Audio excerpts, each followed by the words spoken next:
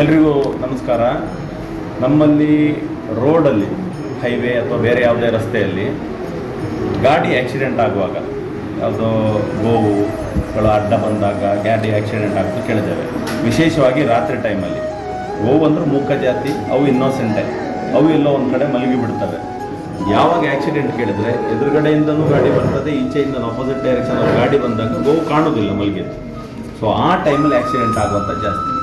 ಅದಕ್ಕೆ ನಮ್ಮ ಊರಿನ ತಂಡ, ಸಂಗೀತ ಬಿಜೂರು, ಬದುಕು ತಂಡ, ಬಜರಂಗ ದಳದವರು ಎಲ್ಲರೂ ಸೇರಿ ಈ ಗೋವಿಗೆ ಬೆಲ್ಟ್ ಹಾಕುವಂಥ ಒಂದು ಕೆಲಸ ಮಾಡ್ತಾ ಇದ್ದಾರೆ, ರೇಡಿಯಂ ಬೆಲ್ಟ್.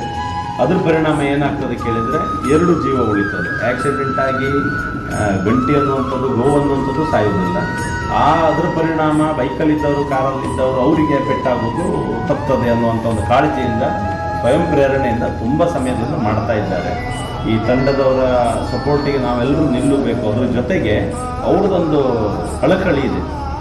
ಒಂದು ಏನು ಕೇಳಿದ್ರೆ, ಹಸುವನ್ನು ಸಾಕಿದವರು ಕೊನೆಗೂ ಒಂದು ಹಸು ಅಂತ ಹೇಳಿದ್ರೆ ಅದು ಯಾರದೋ ಒಂದು ಆಗಿರ್ತದೆ, ಯಾರೂ ಇಲ್ಲದ ಹಸು ಅಂತ ಆಗಿರೋದಿಲ್ಲ, ಯಾರೋ ಒಬ್ಬರು ಆಗಿರ್ತಾರೆ.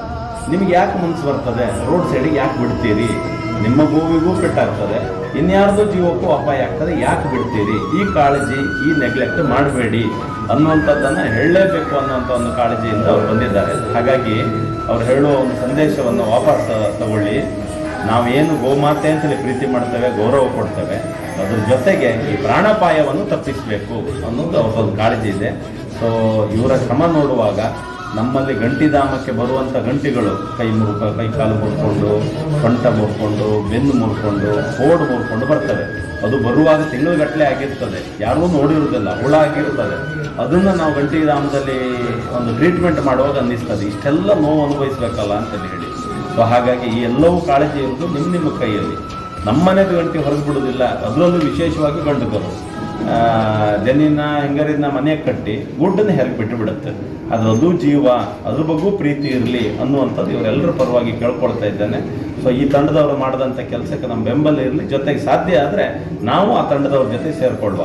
ಬದುಕು ಅನ್ನುವಂಥ ತಂಡ ಕುಂದಾಪುರದ್ದು, ಬಜರಂಗ ದಳ ಎಲ್ಲ ಊರಿನಲ್ಲೂ ಇದೆ. ಜೊತೆಗೆ ಸಂಗೀತ ಬಿಜೂರವರ ನೇತೃತ್ವದಲ್ಲಿ ಈ ಕೆಲಸ ಆಗ್ತಾಯಿದೆ. ಎಲ್ರಿಗೂ ಶುಭವಾಗಲಿ, ದೇವರು ಒಳ್ಳೇದು ಮಾಡಿ.